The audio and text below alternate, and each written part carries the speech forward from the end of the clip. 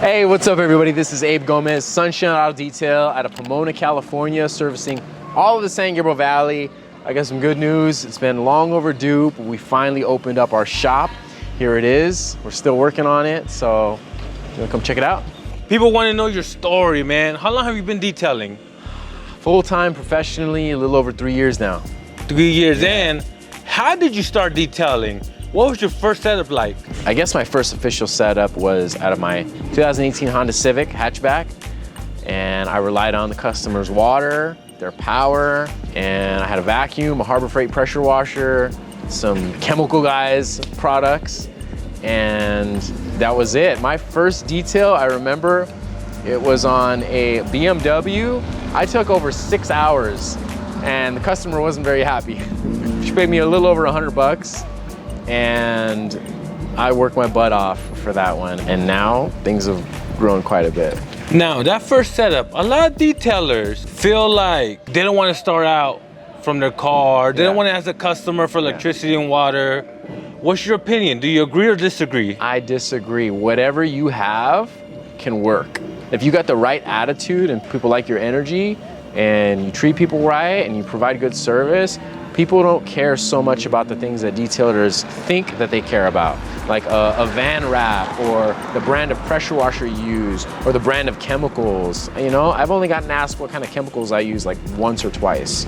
People don't really care so much about that. They're looking for a really great looking vehicle. After I was having trouble fitting everything in my Honda Civic, when I started to upgrade my products like a generator, I got a trailer. And I actually custom made a trailer hitch to fit on my Honda Civic.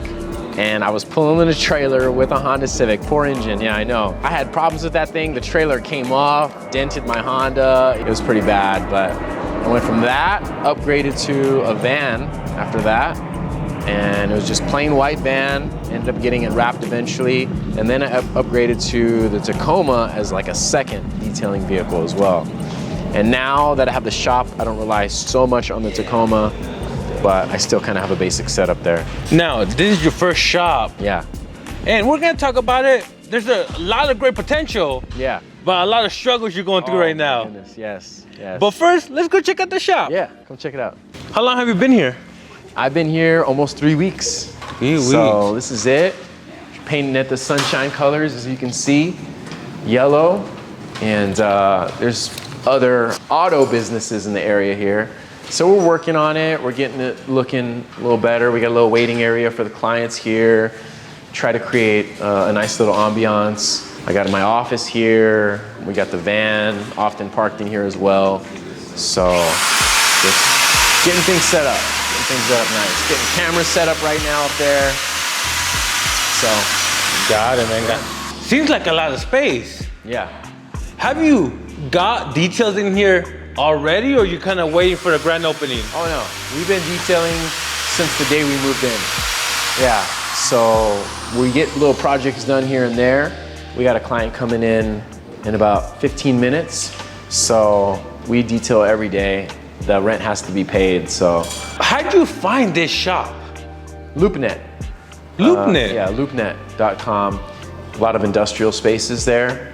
I had a real estate guy looking at other places, and I almost went for a place that was twice as much money.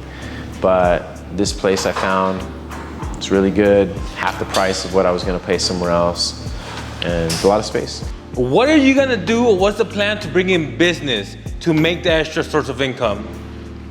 Have you thought about it? More volume. Yeah. You have to.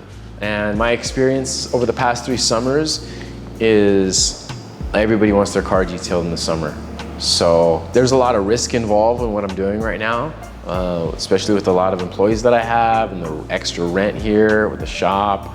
I'm taking a big risk, but I believe it's gonna work. And I'm hoping for the best, praying for the best here. Hey, but you got this shop because you had to. I had to. Yeah. You almost got evicted. Yeah.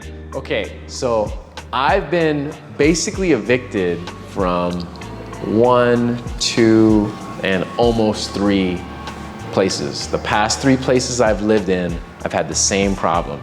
I've been detailing at home, and neighbor complaints, landlord complaints, literally got evicted from 2 places and almost got evicted. I got my 30-day notice from my landlord less than a month ago. And it was either stop detailing or you're out, basically. And the city came and gave me warnings, and I was about to get $1,000 fines. And so finally I said, you know what, it's been long overdue. I'm gonna get my business license, which I did last week, and I'm gonna get a shop. I feel like that's the right thing to do. So I'm hoping and praying that God blesses this, just for me at least doing things right, you know? So my machines are too loud, a little bit too much blower action, a little bit too much air compressor action. And you know, if you're detailing at home, be really, really careful. Don't piss off the neighbors, don't piss off the landlord. You're doing it at your own risk. You may get the city's attention. They're gonna get on you for water going down soap going down the city drains. You need certain permits to do that. So there's always that problem. Even where in the city I'm detailing right now, detailers are technically not allowed because of drainage laws and whatnot.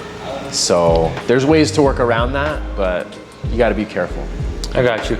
Now, this is a big investment. Yeah, You're taking a leap of faith, pretty much. definitely. And you also got about seven employees. People are gonna wonder, why so many, Abe? I got tired of saying no to clients because of not having the manpower. And I'm also thinking about the future. I don't wanna have to be working on cars forever. I wanna train people to grow, like as I've grown. And so I wanna help people as well. I wanna help people advance their careers and whatnot. So if there's an opportunity to help the employees, help clients, and of course, help myself achieve my goals, I feel like, why not? Why not think big and dream big and go big? Have you ever taken a risk this big? Or is this the biggest one so far? This is the biggest one, but proportionally, I've been taking risks since I started the business. I've invested a lot of money in the business, and I've lost a lot of money with a few bad decisions that I made that have cost me more money than I'm willing to admit on camera. So I've been taking risk. I took a risk with getting the van. I'm still paying that off. I took a risk with investing a lot in marketing. I took a risk with hiring employees since I started. So I've taken a lot of risks.